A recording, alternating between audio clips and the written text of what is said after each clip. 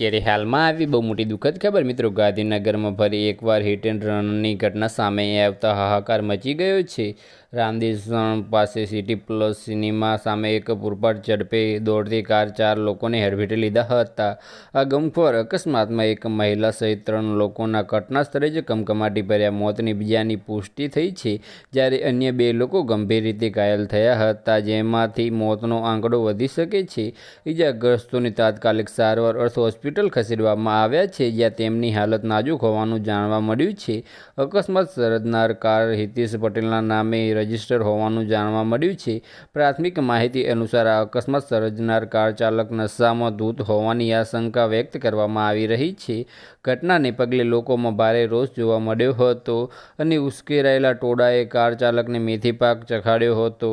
ઘટનાની જાણ થતાં જ પોલીસ કાફલો ઘટનાસ્થળે પહોંચી ગયો હતો। પોલીસે તાત્કાલિક કાર્યવાહી કરીને આરોપી કાર ચાલકને ઝડપી પાડ્યો હતો અને વધુ તપાસ હાથ ધરી છે। આ ઘટનાથી ગાંધીનગર કાયદો અને વ્યવસ્થાની સ્થિતિ પર ફરી સવાલો ઊભા થયા છે। બસ આજ માટે આટલું જ, અને મારી યુટ્યુબ ચેનલ પર નવા હોય તો લાઇક, શેર અને સબસ્ક્રાઇબ કરી દેજો। ધન્યવાદ।